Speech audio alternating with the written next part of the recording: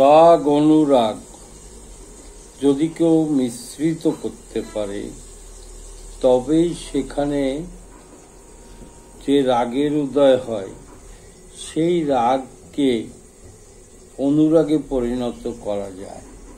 এখন এই দেহে ৬ রাগ ৩৬ রাগিনীর বশে। যদি কেউ সেই রাগকে জেনে বুঝে কন্ট্রোল করতে পারে তবেই অনুরাগের সৃষ্টি হয়। আর ওই অনুরাগের যখন সৃষ্টি হয় তখন এই কণ্ঠ দিয়ে সাই নিজেই বিস্মৃত হয়। আর তাই এখানে সাইজি বললেন যে আমি কেমন করে আমার সেই রাগকে কন্ট্রোল করব, কিসে করব সেই রাগের করণ, মানে সেই রাগের কর্মগুলো আমি কিভাবে সারবো এবং নিজেকে কন্ট্রোল করতে পারবো। আর নিজেকে কন্ট্রোল করতে পারলেই আমি সাইর দর্শন পেতে পারবো, তাই না? এখানে বলেছে যে তুমি কাকে খোঁজো, তাহলে আল্লাহকে খুঁজি। তুমি কাকে খোঁজো? আমি সাইকে খুঁজি।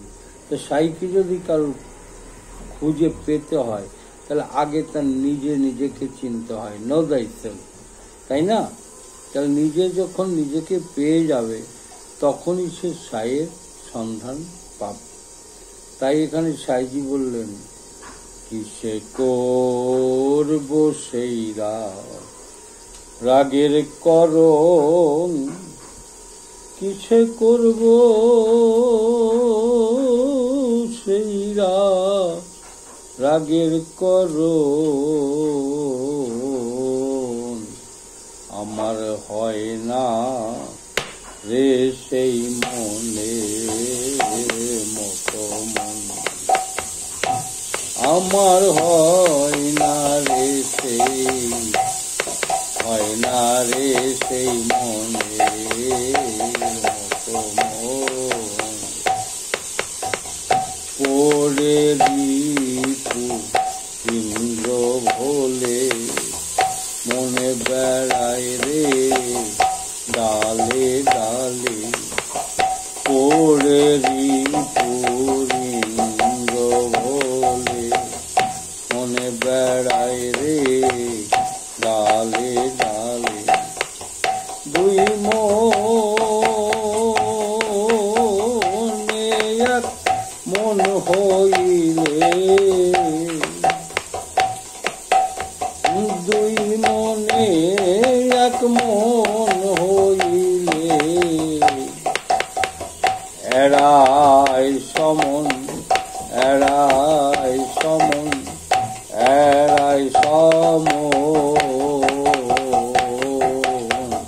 হয় না রে সেই মনের মতো মন। এখানে বলল দুই মনে এক মন হলে। এখন এই দুই মনটাকে তো বলছে যে আল্লাহ এবং বান্দা যদি প্রেমবশে মত্ত হয় তখন এই দুইটা মন এক হয়ে যায়। নবী এবং উম্মত, গুরু এবং ভক্ত, স্বামী এবং স্ত্রী যদি এক হতে পারে তাহলে আর তাদের কোনো ভয় থাকে না। রসিক ভক্ত যারা মনে মন মিশাইল তারা, রসিক ভক্ত যারা মনে মন মিশাইল তারা, শাসন করে 3টি ধারা,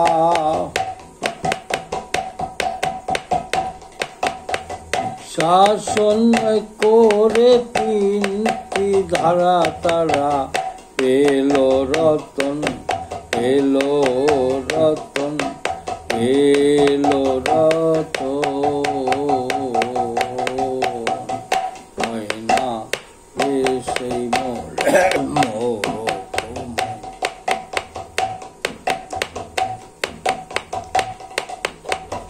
কিসে হবে আমার নাগিনী বস, সাধব কবে অমৃত রস, কিসে হবে না গিনিবর, সাধব কবে অমৃত রস।